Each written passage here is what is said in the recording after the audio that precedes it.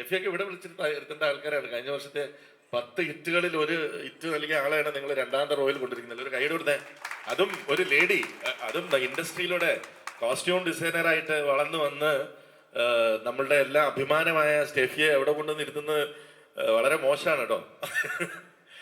Pan Indian pan south സിനിമകളുടെ ഒരു കുത്തൊഴുക്ക് മലയാള സിനിമയിലേക്ക് വരികയും അത് മലയാള സിനിമ ഇൻഡസ്ട്രിയെ വളരെ ദോഷമായ രീതിയിൽ, അപ്പൊ നമ്മൾ ആ സിനിമയെ ഇവിടെ കൊണ്ടുവന്ന് മലയാളത്തിന് ഒരു ഡംപിങ് യാർഡായിട്ട് മാറ്റരുത്. അതുകൊണ്ട് സംഭവിക്കുന്ന എന്തെന്ന് വെച്ചാല് മലയാളത്തിലെ കണ്ടന്റ് സിനിമകൾക്ക് തിയേറ്റർ കിട്ടാണ്ടാവും.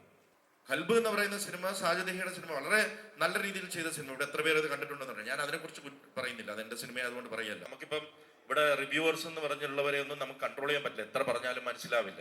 അതുകൊണ്ട് അതിനെക്കുറിച്ച് ചർച്ച ചെയ്തിട്ട് കാര്യമില്ല. മലയാള സിനിമാ ചരിത്രത്തില്, മലയാള സിനിമ ഉണ്ടായതിനു ശേഷം ആദ്യത്തെ ക്രിസ്മസ് ആണ് ഒരു മലയാളം പടം റിലീസ് ചെയ്തത്. സിനിമയില്ലായിട്ടല്ല, തിയേറ്ററുകൾ കിട്ടുന്നില്ല. നമ്മൾ ചെയ്ത സിനിമകൾ 10 വർഷത്തിന് ശേഷം മറുഭാഷകളിൽ പോയിട്ട് ഹിറ്റായ ചരിത്രമുണ്ട് മലയാളത്തിന്. ഇത് നമ്മൾ ഇപ്പം ഇതിനൊരു ക്യാപ്പ് വെക്കണം എന്നുള്ളതാണ് എനിക്ക് ലിസ്റ്റിനോട് ഇരിക്കുമ്പോൾ തന്നെ ഞാൻ പറയുന്നത്.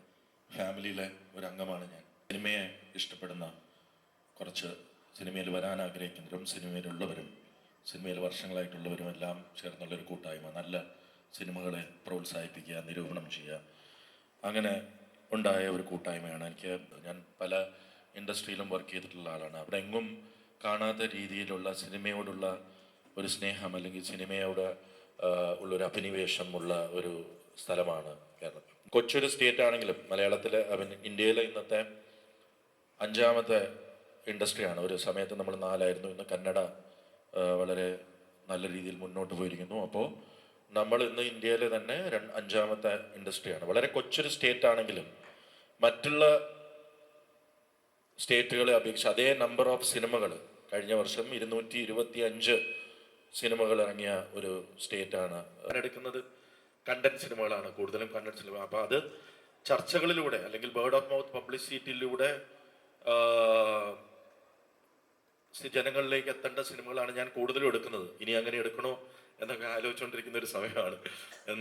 പാൻ ഇന്ത്യൻ പാൻ സൗത്ത് സിനിമകളുടെ ഒരു കുത്തൊഴുക്ക് മലയാള സിനിമയിലേക്ക് വരികയും അത് മലയാള സിനിമ ഇൻഡസ്ട്രിയെ വളരെ ദോഷമായ രീതിയിൽ അത് ബാധിക്കും എന്നുള്ളത് ഞാൻ പല കാര്യങ്ങളും മുമ്പേ പറഞ്ഞിട്ടുള്ള ആളെന്നുള്ള രീതിയിൽ ഞാൻ വീണ്ടും പറയുന്നു. കാരണം മുമ്പ് മലയാളം ഇൻഡസ്ട്രിയിൽ നമ്മൾ പല അന്യഭാഷാ സിനിമകൾ വന്നിരുന്നു. നമ്മൾ 2 കൈ നീട്ടി സ്വീകരിച്ച കാലമുണ്ട്.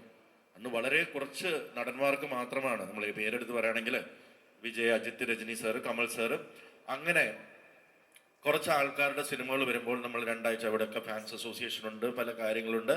അതൊക്കെ നമ്മൾ 2 കൈ നീട്ടി സ്വീകരിച്ചിരുന്നു.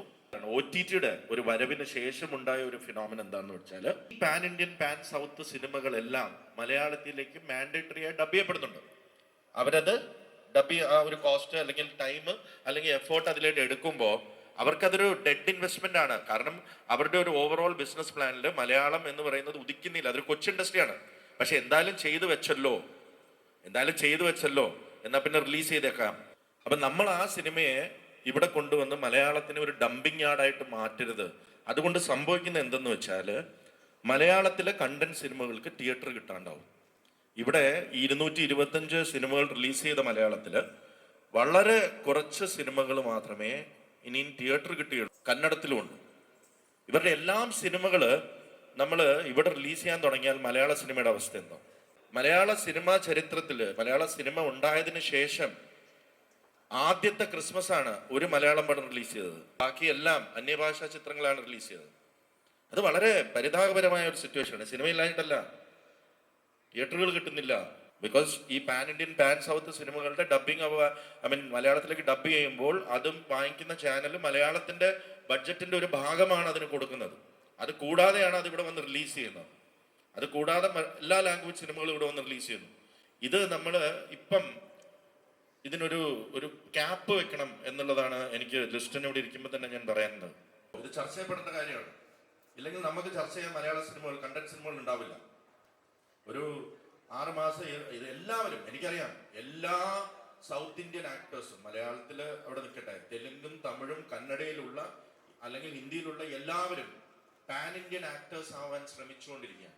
എല്ലാവർക്കും എല്ലാ മാർക്കറ്റിലും വരുമ്പോഴാണ് അവരുടെ റെമ്യൂണറേഷൻ. ഞാനൊരു പാൻ ഇന്ത്യൻ ആക്ടർ ആണെന്ന് പറയുകയാണെങ്കിൽ അവർക്ക് തെലുങ്കിലും തമിഴിലും കന്നഡത്തിലും മലയാളത്തിലും ഹിന്ദിയിലും മാർക്കറ്റ് വരുമ്പോഴാണ് അവരൊരു പാൻ ഇന്ത്യൻ ആക്ടറാണ്.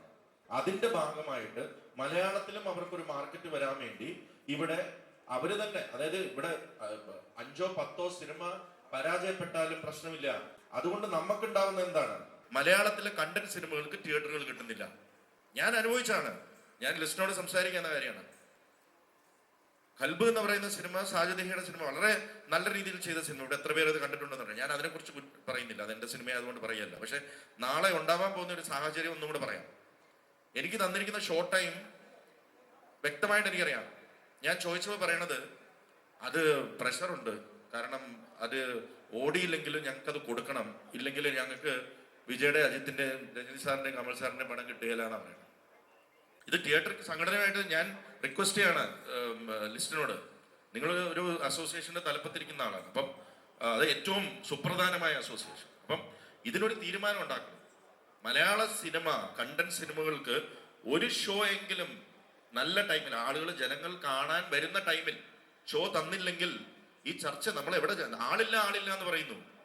രാവിലെ 9 മണിക്കും 10 മണിക്കൊക്കെ കൊച്ചു നല്ല സിനിമകൾ കാണാൻ ആളെങ്ങനെ പോകും? നമ്മളെല്ലാം നിലനിൽക്കുന്നത് മലയാള സിനിമ നിലനിൽക്കുന്നതുകൊണ്ടാണ്. മലയാള സിനിമയില്ലെങ്കിൽ ഈ കൂട്ടായ്മയില്ല, ഈ അസോസിയേഷനിൽ, ഈ ചർച്ചയിൽ ഒന്നുമില്ല. വളരെ എളുപ്പമാണ് എന്നെപ്പോലൊരു പ്രൊഡ്യൂസറിന് ഇതെല്ലാം, ഈ പരിപാടിയെല്ലാം നിർത്തിയിട്ട് പോയി അന്യഭാഷാ സിനിമകൾ എടുത്തുകൊണ്ട് ഇവിടെ കൊണ്ടുവന്ന് ഡിസ്ട്രിബ്യൂട്ട് ചെയ്യാം. എനിക്ക് സ്ക്രിപ്റ്റ് നോക്കണ്ട, കോസ്റ്റ് നോക്കണ്ട, സെല്ലിംഗ് പ്രഷേഴ്സ് ഇല്ല, ഒന്നുമില്ല. നേരെ പോയിട്ട് എടുത്തുകൊണ്ട് വരിക, ഇവിടെ കൊണ്ടുവന്ന് റിലീസ് ചെയ്യുക, ചുമ്മാ വീട്ടിൽ ഇരിക്കാം. നിർമ്മിക്കുന്ന അല്ലെങ്കിൽ കണ്ടന്റ് സിനിമകൾ നിർമ്മിക്കുന്ന ഒരു പ്രൊഡക്ഷൻ ഹൗസ് എന്ന നിലയിൽ ഞാൻ എൻ്റെ കൺസേൺ പറയുകയാണ്. ഞാനും അടുത്ത് ഇനി എന്ത് ചെയ്യുമെന്ന് ആലോചിക്കുക. ഞാനും വലിയ സിനിമകൾ ചെയ്യാൻ തന്നെ ഉദ്ദേശിക്കുന്നു, ആർട്ടിസ്റ്റ് സിനിമകൾ. നമ്മൾ വേറൊരു കാര്യം മനസ്സിലാക്കണം. നമ്മുടെ മലയാള സിനിമ എന്ന് പറഞ്ഞാൽ നമ്മളുടെ കണ്ടന്റ്, നമ്മുടെ ഐഡന്റിറ്റി എന്ന് പറഞ്ഞാൽ കണ്ടന്റ് ആയിരുന്നു എന്നും. നല്ല കണ്ടന്റ്, നല്ല കഥകൾ. ആർട്ടിസ്റ്റോ അതൊന്നുമില്ല, ഇല്ലെങ്കിലും നമ്മൾ നല്ല കഥകൾ ഹിറ്റാക്കിയിരുന്നു. നമ്മൾ ചെയ്ത സിനിമകൾ 10 വർഷത്തിന് ശേഷം മറുഭാഷകളിൽ പോയിട്ട് ഹിറ്റായ ചരിത്രമുണ്ട് മലയാളത്തിന്. അന്നും അത് ഹിറ്റാ. അപ്പൊ 10 വർഷത്തിന് മുമ്പേ സഞ്ചരിക്കുന്ന കഥകൾ ഉണ്ടാക്കിയ മലയാള സിനിമ ഇന്ന് നമ്മൾ തെലുങ്കും സിനിമയും തെലുങ്കും തമിഴും 10 വർഷത്തിന് മുമ്പ് എന്തായിരുന്നോ അതിനെ കോപ്പി ചെയ്യാൻ ശ്രമിക്കുകയാണ്. നല്ല സിനിമകളെ, മലയാള സിനിമകളെ പ്രോത്സാഹിപ്പിക്കുക. തമിഴ് സിനിമയും തെലുങ്ക് സിനിമയും ഒക്കെ ചർച്ച ചെയ്യപ്പെടുന്നതുകൊണ്ട് ഒരു പ്രശ്നവുമില്ല. പക്ഷേ മലയാള സിനിമയെ പ്രോത്സാഹിപ്പിക്കുന്ന രീതിയിൽ നിങ്ങൾ പ്രവർത്തിച്ചില്ലെങ്കിൽ നമ്മൾ ഇൻഡസ്ട്രിയുടെ ഭാഗമാണ് എല്ലാവരും. ഈ ഇൻഡസ്ട്രി നിലനിന്നാലേ നമ്മൾ എല്ലാവരും ഉള്ളൂ. അതുകൊണ്ട് ചർച്ചകൾ മലയാള സിനിമയിലേക്ക് കുറച്ചും കൂടെ ആധികാരികമായിട്ട് ചർച്ച ചെയ്യണം. നല്ല സിനിമകൾ പ്രൊമോട്ട് ചെയ്യണം. കുറവുകൾ ഉണ്ടാവാം, നമുക്ക് മറ്റുള്ള ലാംഗ്വേജുകളെ പോലെ ആവാനാവില്ല. നമുക്ക് ബഡ്ജറ്റുകളും റെസ്ട്രിക്ഷൻസും ഒരുപാടുണ്ട്. നമുക്കിപ്പം ഇവിടെ റിവ്യൂവേഴ്സ് എന്ന് പറഞ്ഞുള്ളവരെ ഒന്നും നമുക്ക് കൺട്രോൾ ചെയ്യാൻ പറ്റില്ല, എത്ര പറഞ്ഞാലും മനസ്സിലാവില്ല. അതുകൊണ്ട് അതിനെക്കുറിച്ച് ചർച്ച ചെയ്തിട്ട് കാര്യമില്ല. ഈ കൂട്ടായ്മകളാണ് ജെന്യുവിൻ റിവ്യൂവേഴ്സ്, ജെന്യുവിൻ. മറ്റത് അതൊരു തൊഴിലായി സ്വീകരിച്ചിരിക്കും. നമ്മൾ എന്ത് പറഞ്ഞിട്ടും കാര്യമില്ല.